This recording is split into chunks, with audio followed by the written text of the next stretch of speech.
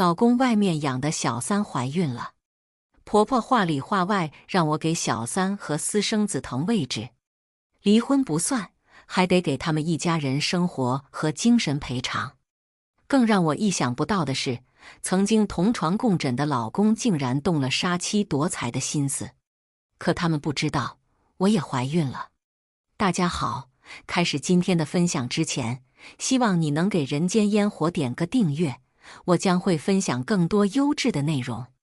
7月盛夏，天气格外的热，我拿着手里的检验单，欢天喜地的要去和沈颂阳报喜。结婚4年，我苦苦备孕了无数个夜晚，终于等来了这天。我心里有万千句语言，不知道怎么表达此刻的心情。我想，沈颂阳知道我怀孕了，一定比我还兴奋吧。压住狂喜，我迅速走到他身前，朝他递过检验单。他刚接过手，手机便响了起来。在看到来电显示时，我明显察觉到沈颂阳的眼神有些不自然。下一秒，他就避开我接起了电话。他甚至还没看一眼检验单，单子就又回到了我手上。我等他打完电话，正要问他是谁，他就先我一步开口：公司有点事，我去处理一下，很快就回来。可是我先让司机送你回家。我话还没说完，沈颂阳就拉着我这急忙慌地下了电梯。他脸上分明洋溢着那么明显的笑容。什么事情这么高兴，却连和我分享的时间都没有呢？我回到家时，正好赶上婆婆拎着大包小包出门。她手里那些东西，无一不是我前2天才去商场给她买的滋补品。我心里隐隐觉得不对劲儿。妈，你这是要去哪儿？我狐疑地看着她，她看也没看我一眼，穿好鞋瞪着我。我这个婆婆去哪儿，还要跟你报备一声？她向来强势，我也不想和她发生争执，就没再过问。可我越想越不对劲儿，她才从农村老家过来不到10天，在这也没什么朋友，那大包小包是拎给谁的？我从热气腾腾的门外进入空调房内，突然打了个哆嗦。难道和颂阳今天说的事有关？我立刻取出手机拨打了专属司机小吴的电话。你去跟着我婆婆，看她要去什么地方。挂了电话，我把检验单悄悄收了起来，直觉告诉我，他们母子一定有事儿。可能是因为刚怀孕的缘故，很快我就在沙发上睡着了。我醒来时，沈颂阳和婆婆还没回来，倒是小吴连着给我发了好几张图片。画面里是沈颂阳牵着一个20几岁的小姑娘，满脸的温柔宠溺。我婆婆站在他们2人身后，笑得眉眼都堆在了一起。外人看起来一家人其乐融融的画面，竟让我胃里瞬间翻江倒海，作呕不止。我强忍着恶心，给沈颂阳打了个电话，意料之内没接。我想了一会儿，转手又给婆婆打了个电话，果然她也没接。我咬了咬唇，也是，人家一家3口和谐幸福的手牵手逛街，我算什么？不，那也不叫一家3口。毕竟我才是沈颂阳法律上承认的妻子，是沈家的儿媳妇，他们充其量只能是见不得光的狗男女。我摸了摸眼角微微湿润的那一块皮肤，心里骂了自己一声没出息。哭什么？我收拾好自己，正准备出去吃饭，就听到了开门的声音。楠楠，这么晚了，你要去哪儿？沈颂阳进门和我说话的语气和平常一样温柔，可我一想到他的温柔不只给了我一个人，我就觉得荒谬和恶心。我微微扯起一丝笑意，有点饿了，想出去吃点东西。婆婆急忙上前阴阳我。果然娇生惯养的千金小姐不一样，吃饭还要出去吃。妈，你少说2句。沈颂阳无奈地看了他妈一眼，走上前来搂我：“你去坐着，我来给你做饭。”他妈气得对我吹胡子瞪眼：“你就惯着他。”不得不说，他妈说的这句话是实话。恋爱到结婚，校服到婚纱，沈颂阳确实一直惯着我。我说东，他绝不向西，一切以我的喜好为上。可我不知道，这个人口中公认的好老公，究竟为什么要背叛我呢？从一而终，真的有那么难吗？我心里想了很多种质问他的方式，可当我站在他的身边，看着他认认真真为我做饭的样子时，我又憋了回去。他真的装得太好了，一丝破绽都没有，甚至让我不知道究竟以什么话来开这个头。我决定先不拆穿他吧。他一边和他妈哄着那女孩，一边应付我，丝毫不提离婚的事。如果不是他一时鬼迷心窍，那就一定还有什么不为人知的阴谋。当然，我更希望是前者，或许是他妈逼他的呢。毕竟他妈一直希望抱孙子，可我一直未能让他如愿。因为孩子的事，他妈背后没少说我坏话。我亲耳听到他妈曾和他说：“我再给你1年时间，如果我还抱不上孙子，你就给我离婚。”可我怎么也没想到，现在我怀上了孩子，等待我的不是一家人和和美美过日子，而是早早就已经两心相离。我吃完饭后假装不是，早早睡下。果然不出我所料，沈颂阳再三确认我真的睡着后，偷偷摸摸去了他妈的房间。我听到对面房间的关门声后，立刻掀开凉被下了床。我要看看他们到底在搞什么鬼。我不管，你一定要尽快和邹南离婚。婆婆语气十分强硬，完完全全就是命令沈颂阳和我离婚。妈，你也知道，我和邹南结婚4年，现在离婚讨不到什么，现在不离，等到欢欢和你的儿子落了地，你让人家怎么做人？什么？儿子？他们已经有了孩子。我感觉脑子里一阵狂轰滥炸，连童身也止不住地发抖。为什么？为什么要这样对我？我悄无声息地回了房间。明明是夏天，我却感觉心冷到了寒冬腊月。过了很久，沈颂阳从他妈的房间回来后，倒头就睡，大概成天周旋在3个女人中间。他也累吧？我突然睁开眼，看着他沉沉睡去的样子，俊朗的面庞，温柔眉眼，连同那一根根颤动的睫毛，以后都不属于我了。我记得他当初明明对我说过好多，他的温柔明明都给了我。楠楠，你放心，有我在，绝对不会让你受一点伤害。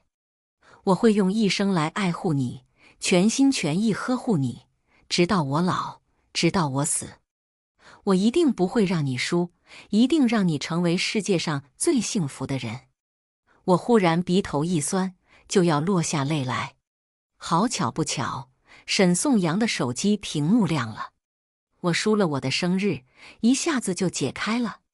看来沈颂阳应该随时保持着手机很干净的样子，只是他能控制自己，无法控制别人啊。杨哥，今天逛得好累哦，我和宝宝好想你。我盯着那明晃晃的暧昧字幕，一下子没忍住晕了出来。接着他又发了消息过来：明天中午你来陪我们吃饭好吗？我和宝宝等你哦。隔着屏幕我都闻得出一股骚味儿，真的太令人作呕了。我知道照片不能作为出轨证据，但是录屏可以。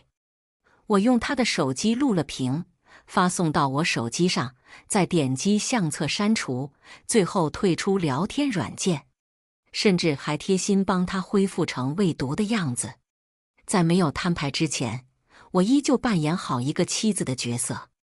我看了一眼垃圾桶里的呕吐物，把它踢到沈颂阳的拖鞋边，好让他明天一早就能看到。沈颂阳醒得比我早。自从我爸决定移民加拿大后，我把公司稳下来后，就全权交给了沈颂阳负责。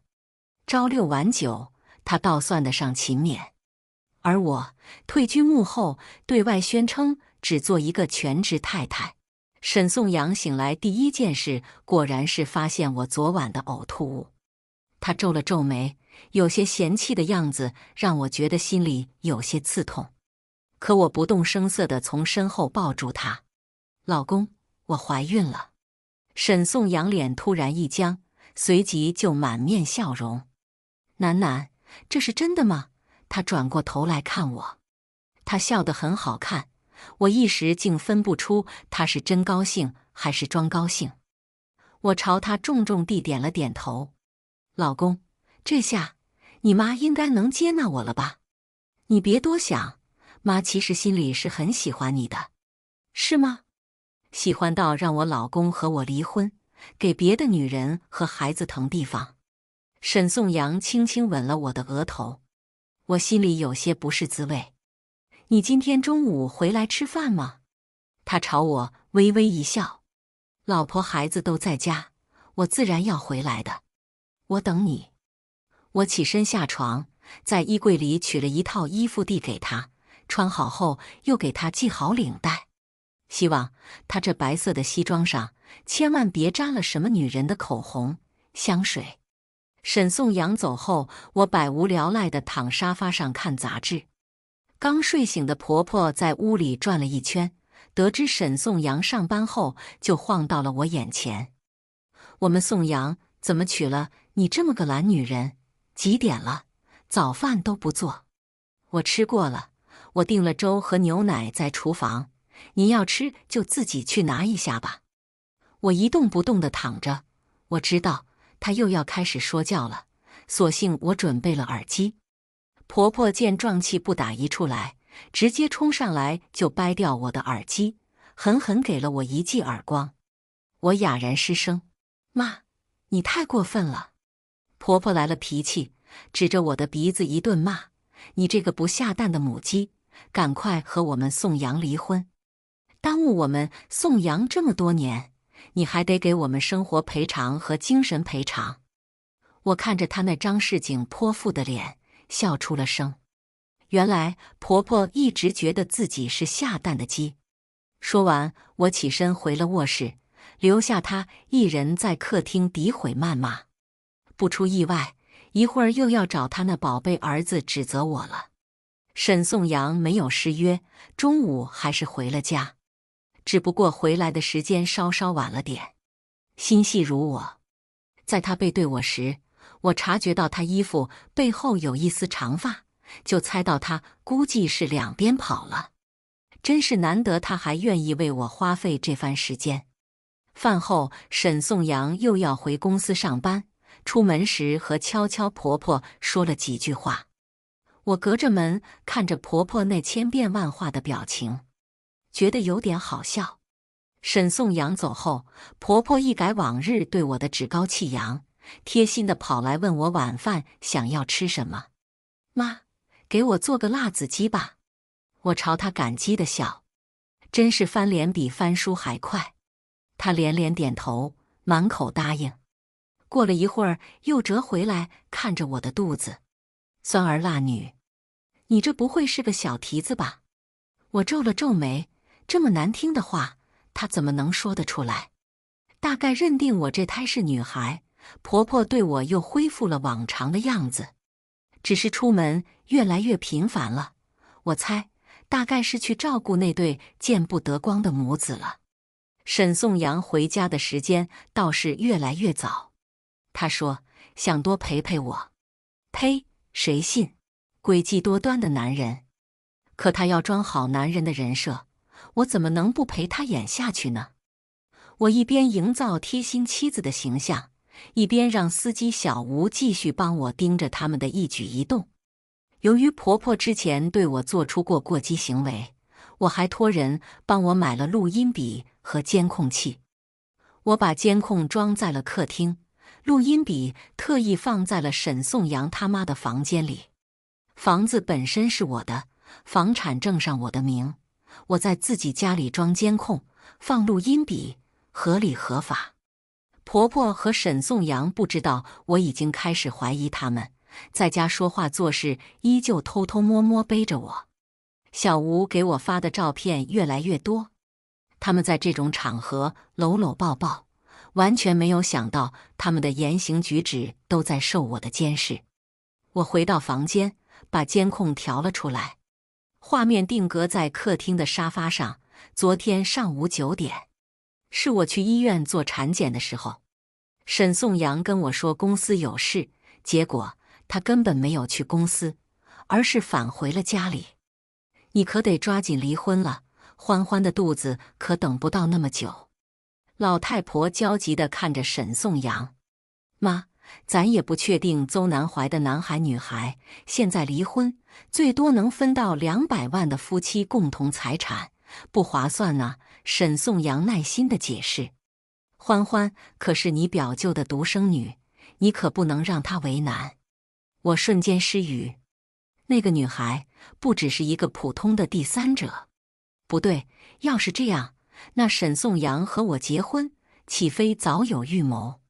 亏我还以为是我们之间的感情出现了问题。我呸！好了妈，我知道，我会尽快处理这件事。你打算怎么做？反正他爸远在国外，如果他出了事，母女双亡，我们可以在他死前让他把财产全转给我们。我明显看到沈颂阳凶狠的神色，之前从所未见。哈哈，还是我儿子聪明。我直直地盯着屏幕，心里暗暗捏了把汗。没想到同床共枕多年的丈夫，竟然说出让我们母女双亡，简直是狼心狗肺。我合上电脑，门外传来婆婆叫我的声音。我把电脑放在一旁，打开门就看到婆婆端着碗粥对我笑脸相迎。无事献殷勤，非奸即盗。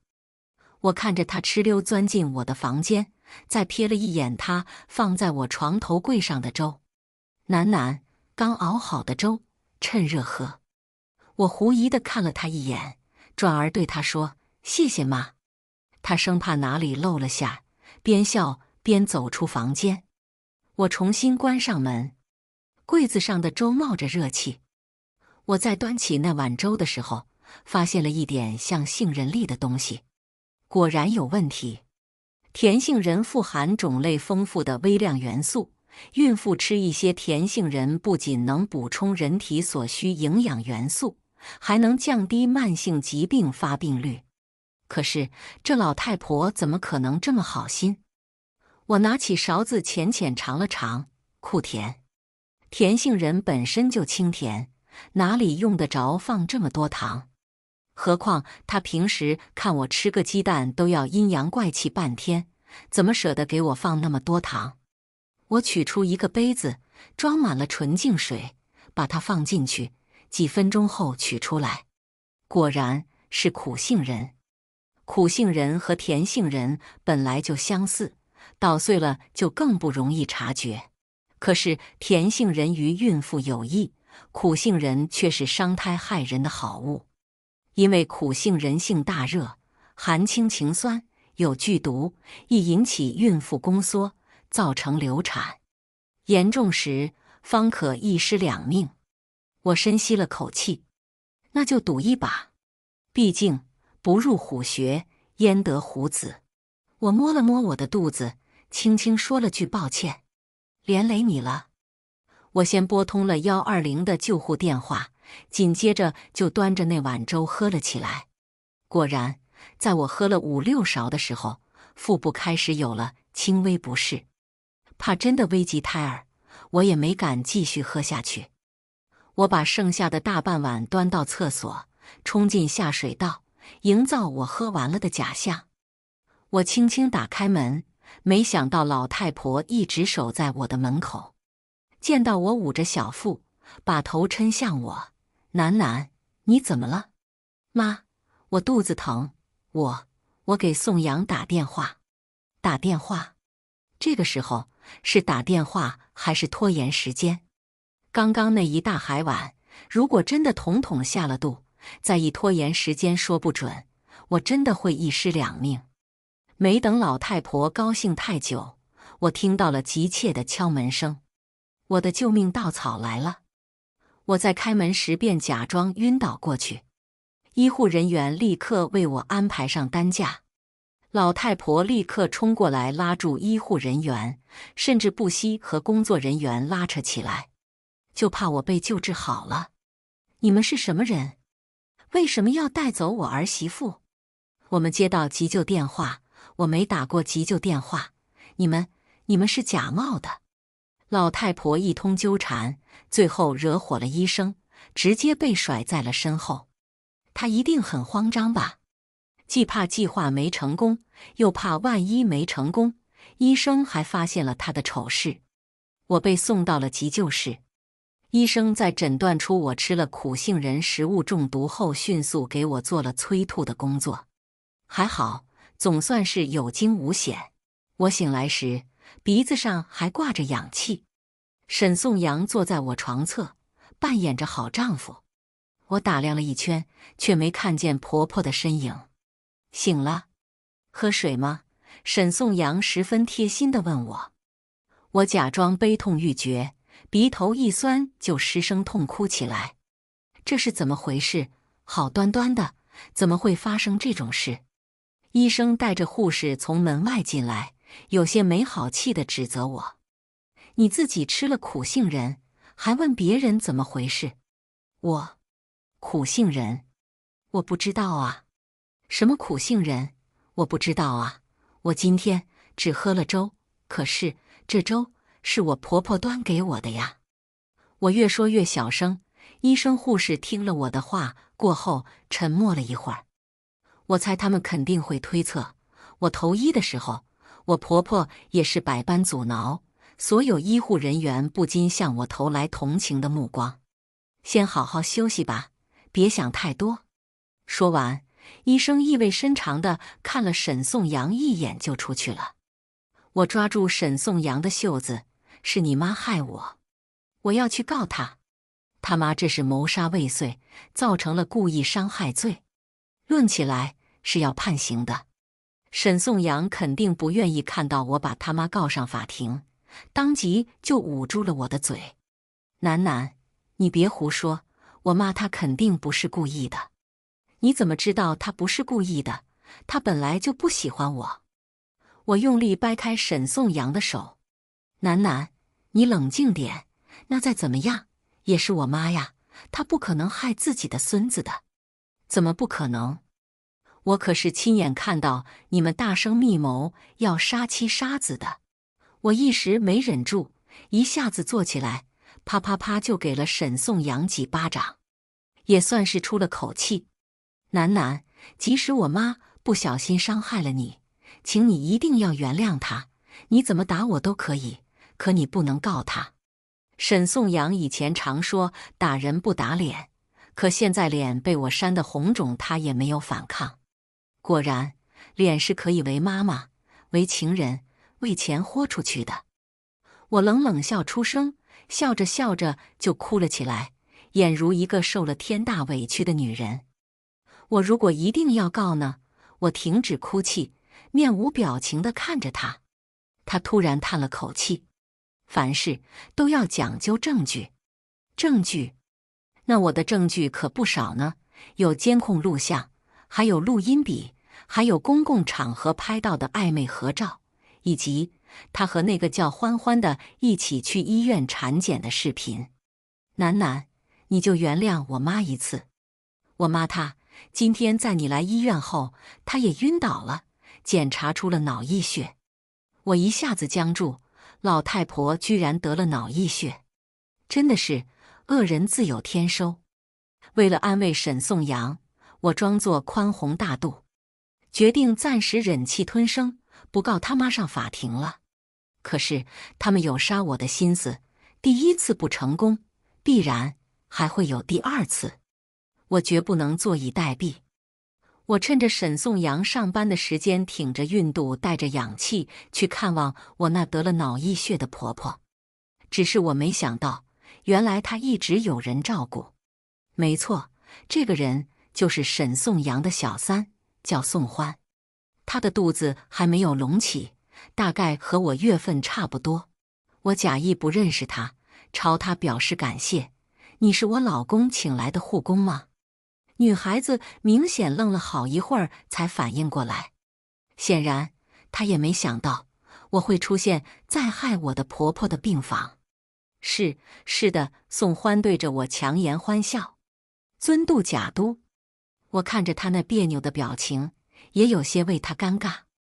我指着我那尚未醒过来的婆婆：“你看，我婆婆病了，我又是孕妇，真是辛苦你了。”她急忙摆手，掩饰她内心的慌张：“不辛苦，就是不知道出院了一时上哪找一个像你这么贴心的保姆。”我假装不经意叹口气，迅速捕捉到宋欢惊喜的神色：“如果太太愿意，我也可以去你家服务的。”果然，鱼儿上钩了。宋欢长时间被沈颂阳养在外面，心里自然不甘心。或许他会想，凭什么同样怀了他的孩子，他就一定得见不得光，不能堂堂正正地站在沈颂阳身上呢？像这样的女人，肯定不会放过一丝和爱人近距离接触的机会。真的吗？我抬头看他，有些疑惑。可是你不是医院的护工吗？只是临时护工而已，随时都可以辞。他迫不及待地解释。我若有所思地点了点头，当即答应她在婆婆出院后，让她继续去家里照顾，把反派全集中在一起，我好直接一锅端，省得一个个收拾麻烦。我比婆婆先一天出院，为了避免发生意外流产，我向医生要了一盒阿司匹林片。沈颂阳送我到小区楼下后，又离开了。第二天，沈颂阳接他妈和情妇回来的时候，我正歪在沙发上打电话。三人原本喜笑颜开的表情，在看到我后突然凝固，仿佛我才是这个家里的外人。不，在他们眼里，我本身就是个外人，并且还是个有利可图的外人。我挂断了电话，主动帮他们接手里的袋子和招呼宋欢进门。沈颂阳大气一松，看来他真觉得我一点儿也没察觉到他俩有问题，还得是我演技杠杠的。我让宋欢他们几个先休息会儿，自己则转身把婆婆的药品放回她房间。宋欢在见到我的时候，显然有一些许拘谨，不过好在他终于能和沈颂阳天天见面了，也算目的达成。我放好婆婆的药品，出去时他们有说有笑，宋欢就坐在沈颂阳身边，仿佛一个甜蜜的小女人。笑死，我请你来，可不是看你俩腻歪的。我将沈颂阳推到一边，找个空隙插在他俩中间。我挽着沈颂阳的手臂，对着他撒娇：“老公，我怀孕不方便洗头，你不可以帮我洗啊？”沈颂阳下意识地看了一眼宋欢。我继续摇他的手臂：“以前谈恋爱的时候，你可是每次都帮我洗头的。”沈颂阳可能想到之前事情败露，以及我要告他妈上医院，现在只有继续对我好，才能寻找第二次下手机会。终于，他摸了摸我的头：“好。”不用看我都知道，宋欢和我婆婆的脸绿得发黑。我洗好头，宋欢和婆婆还坐在客厅聊天。婆婆甚至见我出来还恨了我一眼，我压根没在意，做不过再说我的坏话罢了。直到我吹好头，宋欢还在客厅坐着，纹丝不动。沈颂阳已经现身厨房，开始忙碌着做饭。我摇了摇头，看来宋欢已经妄想取代这个家女主人的地位了，甚至完全忘了自己是来这个家做女佣的。我走到阳台，朝他招了招手，宋欢不情不愿地跟过来：“你帮我把这些衣服洗了吧。”我指了指堆积在桶里的脏衣服，不忘提醒她一句，记得用手洗，千万别用洗衣机。我这些衣服一件就几万，都是限量版，别给我洗坏了。言下之意，洗坏了你可赔不起。宋欢想说什么来着，我打断他的话。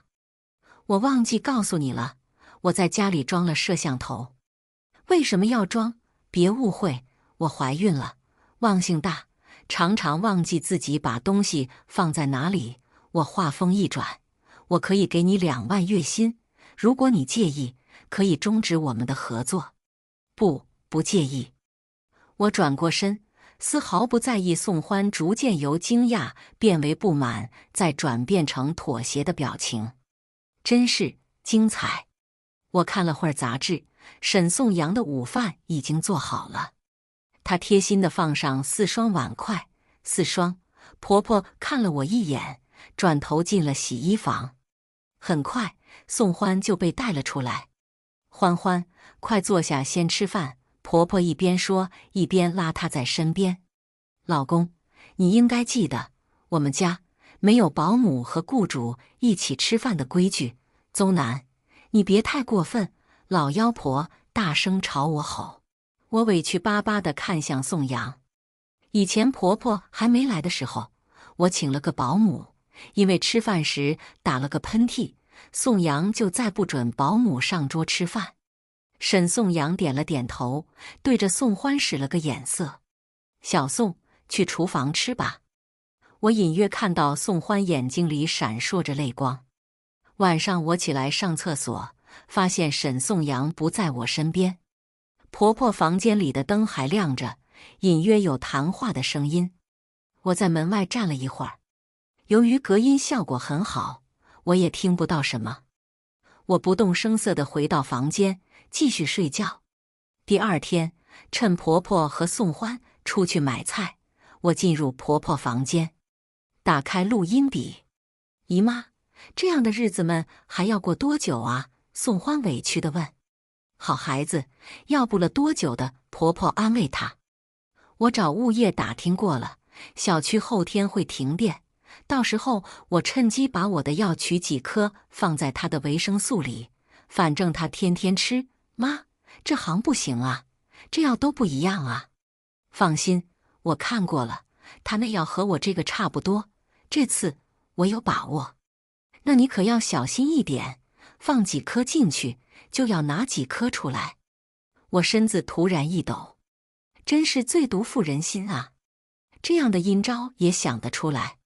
不过得亏他们帮我想了一个好方法。第二天一早，我就把我的维生素片和阿司匹林片取出来，果然2种药物差不太多。我小心翼翼把维生素胶囊和阿司匹林胶囊换了瓶子，并且为了让我不发现端倪，婆婆说了会把我自己的药取走一些。而今天早上，我假装无意间透给她消息，我那维生素胶囊一瓶就要5000元，算起来100元一颗。按照她那虚荣又贪婪的性子，必定会自己吃掉，或者给宋欢吃掉。我等待着停电，婆婆也等待着停电。没让我等多久，屋内所有的电器都停止了运作。我给婆婆打招呼说要出门，家里太热，就带着换掉的维生素胶囊出门了。为了制造婆婆毒发身亡我不在场的证据，我还给沈宋阳发了消息。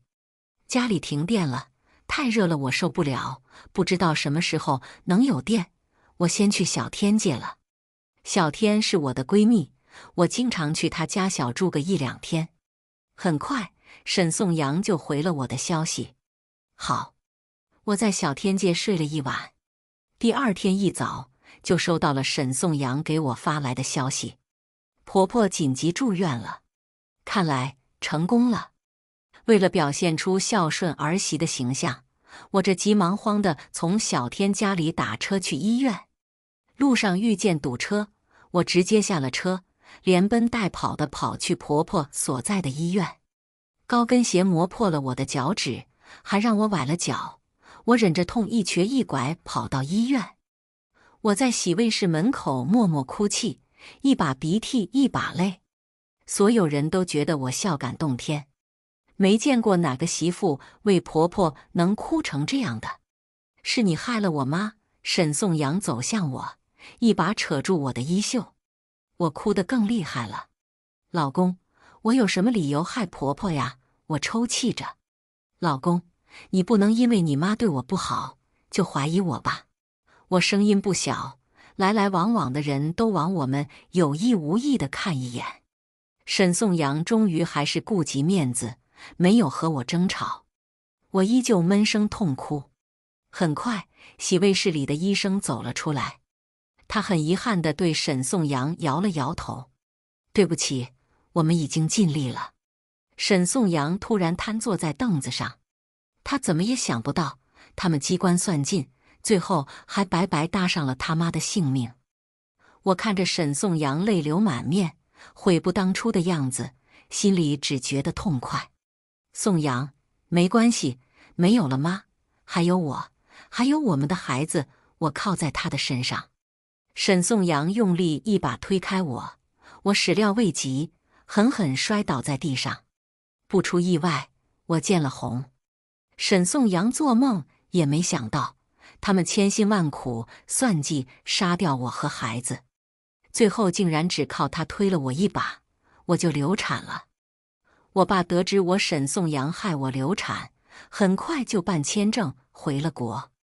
我躺在病床上，见到我爸从门外进来的时候，哭成了泪人。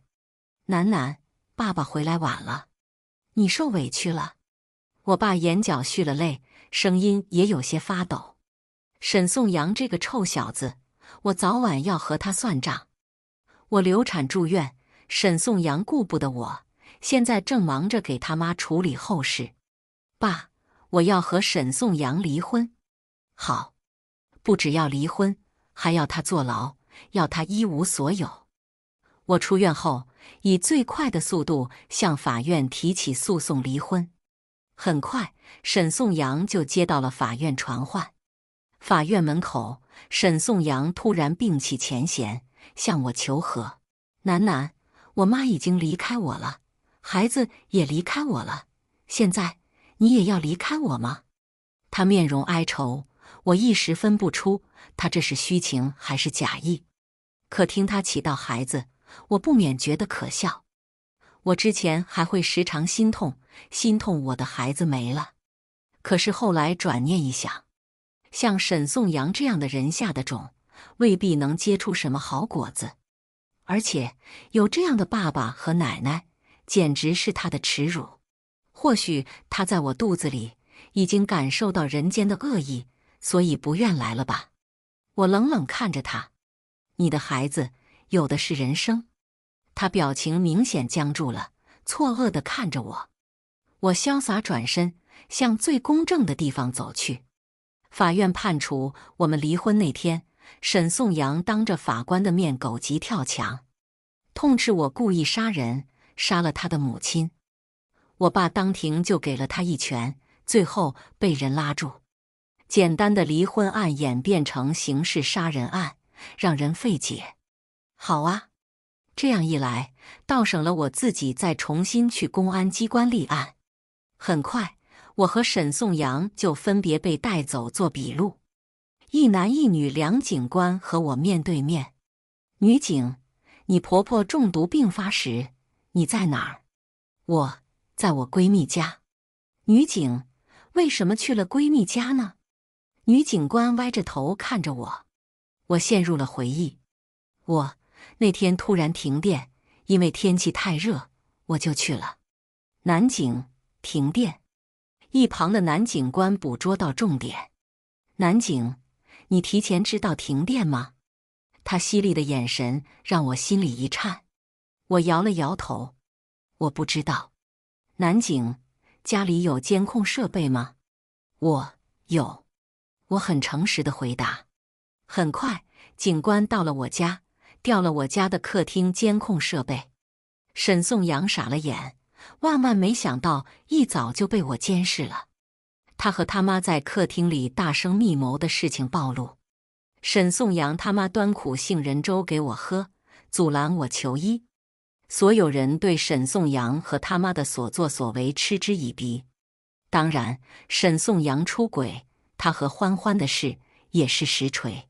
可是很快，沈颂阳就反咬我一口，就因为我们害你没成功，所以你早就怀恨在心，要害死我妈。我妈就是吃了你的药才中毒的。果然，这句话被警官听进去了。男警，什么药？沈颂阳，阿司匹林胶囊。很快，他们在我房间找了起来，最后找到了我用维生素瓶子装的阿司匹林胶囊，甚至里面还有婆婆治疗脑溢血的银杏叶胶囊。孕妇误食大量的银杏叶胶囊，极有可能中毒。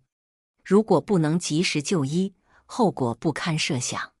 可是细心的女警很快就发现不对劲。女警，你为什么会把阿司匹林放在维生素胶囊的瓶子里？我想也没想，因为瓶子太大，我出门不好携带，刚好这2个瓶子挨在一起，我就换了。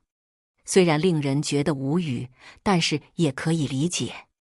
男警，这个瓶子里为什么会有你妈的药？沈颂阳，这或许是他的障眼法呢。男警，他不知道要停电，怎么可能想到这个方法呢？沈颂阳，他说什么你们就信什么。我家的门被推开，一名警官从门外进来，他对旁边的男警点点头。我已经问过物业了，事发前，死者向物业询问过小区什么时候停电。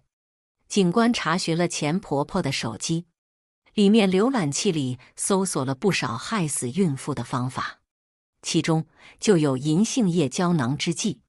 真相水落石出，死者宋平生前不满儿媳，几次3番想要害死儿媳，图财害命，最终偷鸡不成蚀把米，自己把自己害死了，也算是现世报了。沈颂阳涉嫌参与故意杀人罪，谋杀未遂诱使妻子流产，造成故意伤害罪，诋毁妻子名誉，造成妻子名誉受损，数罪并罚，判有期徒刑9年。宋欢参与故意杀人罪，被发现后拒捕逃逸，因其有孕，判其有期徒刑3年，监外执行。我后来得知，宋欢知道自己这一生无望，带着孩子跳了楼，也算是因果循环，报应不爽吧。我想，如果沈颂阳出狱，知道自己的孩子、情人都死了，应该会痛恨我吧。沈颂阳这一进去，也算是彻底废了。就算没废，余生我也要他生不如死的活着。以上就是今天分享的故事，希望能给人间烟火点个订阅，我将会分享更多优质的内容。